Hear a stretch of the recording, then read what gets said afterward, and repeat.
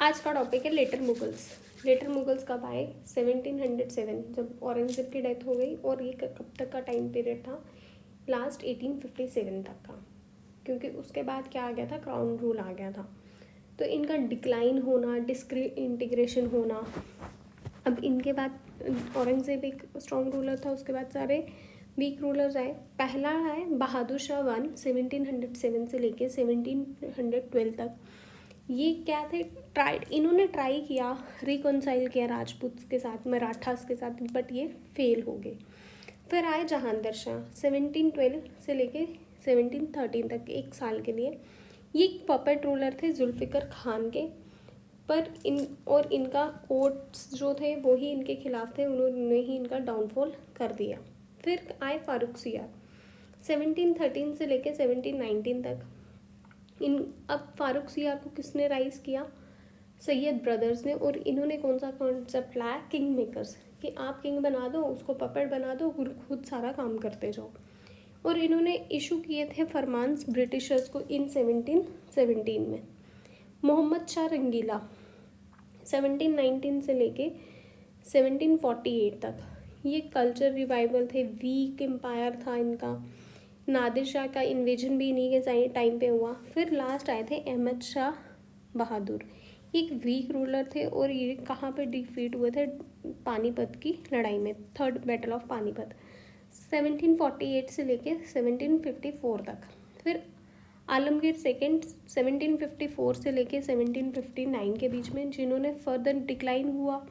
Afghans आ गए, गाजी उद्दीन दीन। फिर Shah Alam second 1759 से लेके 1806 तक, जिन्होंने battle of Buxar 1764 became pensioner बन गए ये ब्रिटिश एम्पायर के। फिर अकबर शाह सेकेंड 1806 से 1837, जो सिम्बॉलिक, जो इन्होंने ब्रिटिश रिड्यूस्ड हिम, बस एक सिम्बॉलिक फिगर की तरह रखा था, और sent Raja Ram Mohan Roy to England. और इन्हीं के इस टाइम पीरियड पे राजा राम मोहन कहाँ चले गए थे? इंग्लैंड।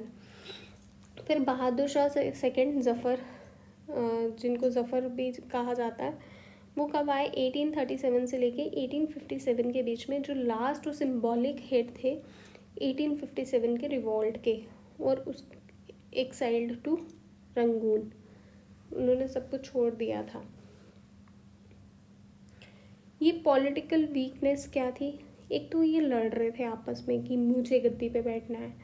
फिर जब किंग मेकर का कॉन्सेप्ट आया, तो राइज ऑफ नोबेलिटी पावर, कि जो नोबल्स किसी को किंग बनाएगा वही राज करेगा। फिर मिलिट्री थी नहीं, डिपेंड हो रहे थे ये महाराठास पे, ब्रिटिशर्स पे, अफगान से। और मेजर इवेंट जैसे नादिर शाह का इन्वेजन 1739 का हुआ, इसने बता दिया सबको कि भाई दिल्ली अब खाली है, कोई भी आके यहाँ पे लूटपाट मचा सकता है। और इसने बहुत लूटपाट मचाई थी। इसने कोहिनूर ले गया, पीकॉक थ्रोन ले गया, और लोगों को भी लूट के ले गया था।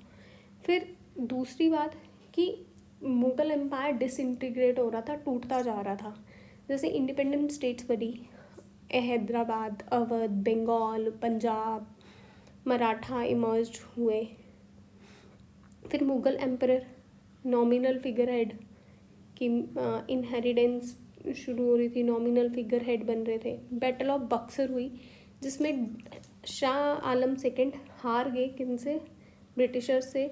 और उनको दीवानी देनी पड़ी, किसकी? बंगाल की, ग्रांट करनी पड़ी ईस्ट इंडिया कंपनी को।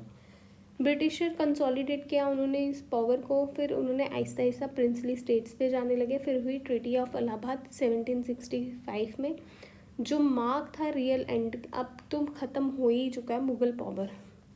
फिर डिक्लाइन ऑफ एडमिनिस्ट्रेशन में क्या हो रहा था? जागीरदारी क्राइसिस आ रहे थे, लैंड रेवेन्यूज़, लैंड ग्रांट्स ये नहीं मिल रही थी, क्योंकि ये टेंशन्स किसके बीच में चल रही थी? नोबल्स और एम्परर्स के बीच में। करप्शन बढ़ रही थी, जिससे एक्सप्लॉइट कौन हो रहा था? पेजेंट्स हो रहे थे। निगलेक्ट हो रहा था मिलिट्री को मॉडर्नाइजेशन करना, वो मॉडर्नाइज कर ही नहीं रहे थे, जिससे वो मुग़ल से हार रहे थे, मराठाओं से हार रहे थे।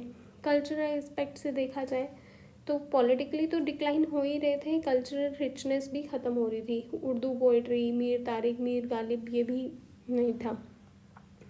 सिर्फ एक मतलब यहाँ पे ना म्यूज़िक चल रहा था मोहम्मद शाह रंगीला के टाइम तक और बहादुर शाह जफ़र के टाइम पे। Red fort remain a cultural hub, एक कल्चरल हब बना था, मतलब आप बोलो कल्चरल चीज़ें ही रह गई थी।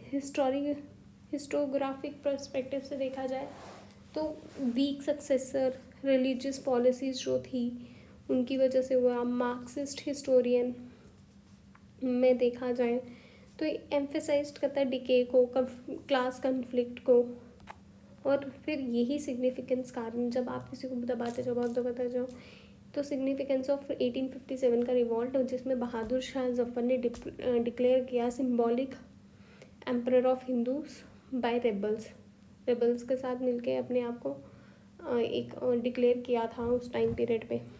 फिर पोस्ट रिवॉल्ट हुआ, मुग़ल डायनेस्टी ख़त्म हो गई, ब्रिटिशर्स ने ख़त्म कर दी, मुस्लिम पॉलिटिकल हेजेमनी ख़त्म थी, और अब क्या शुरू हो गया था 58 में, क्राउन रूल। अब इसका कंक्लूजन क्या है कि आपका एक तो इंटरनल डिके था, घर पे ही लड़ाइयाँ चल रही हैं तो बाहर वालों से क्या खाक लड़ोगे आप, वहाँ पे तो आप हाथ ही मिलाओगे, दोस्त का मतलब दुश्मन का दुश्मन, आप घर पे दुश्मन बन गए हो तो वो सामने वाला तो आपको ये बोलेगा ना, हाँ मैं इसका दुश्मन हूँ, आपको ये बोल देगा, दूसरी पार्टी को कुछ और बोल देगा। ये एक बड़ा रीज़न था। कॉलोनियल फोर्सेस बढ़ रही थी, डिसइंटीग्रेशन हो रहा था, जिसकी वजह से मुग़ल बहुत सडन, बहुत बड़ा इंटीग्रेशन होने की वजह से, एक तो अहमद शाह अब्दाली का आना, पिकॉक थ्रोन जाना, कोहिनूर जाना, ये एक सब क्या था हमारा, मतलब एक जो मुग़ल डायनेस्टी थी वो पूरी ख़त्म हो गई, और वीक इंटीग्रेशन, वीकनेस की वजह से, इंटरनल वीकनेस की वजह से, सिविल वॉर ब्रोक आउट होने की वजह से ब्रिटिश रूल आया इंडिया में। अगर वो नहीं होता, इनकी पॉलिसीज अच्छी होती, तो ब्रिटिशर्स कभी भी इंटर नहीं कर पाते। जीएस में रेलिवेंस और ये क्वेश्चन है, प्लीज़ प्लीज़ प्लीज़ इनको ट्राई करना।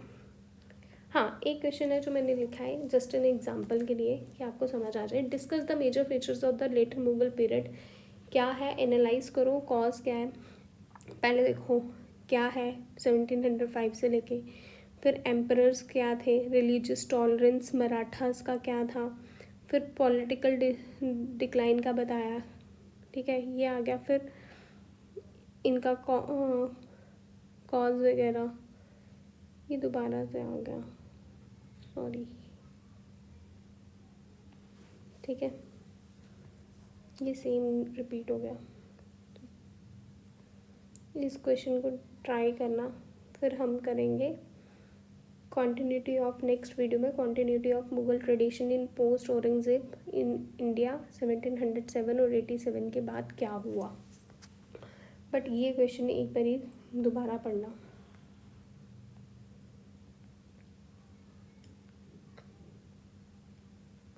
ये यहाँ तक की है, जिसमें मुगल्स के बारे में बताया, फिर एम्परर्स के बारे में बताया, फिर रिलीजियस टॉलरेंस के बारे में बताया, फिर क्या पॉलिटिकल डिक्लाइन हो रहा था, फिर कैसे फाइनल चैप्टर आया, फिर लेटर मुगल्स का जो डिसइंटीग्रेशन था उसके बारे में।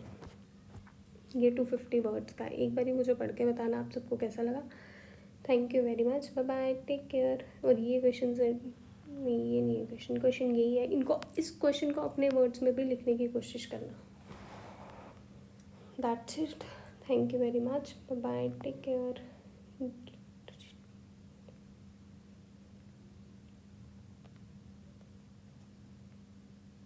नेक्स्ट होगा कॉन्टिन्यूटी ऑफ मुगल ट्रेडिशन। क्या था, ओवरव्यू दे देती हूँ, इंट्रोडक्शन देंगे, administrative legacy, art and culture के बारे में, म्यूजियम के बारे में, रिलीजियस के बारे में, इन्फ्लुएंस क्या था, और लास्ट में इसका कंक्लूजन। फिर हम पढ़ेंगे सक्सेसर स्टेट्स के बारे में। Thank you very much, bye bye, take care.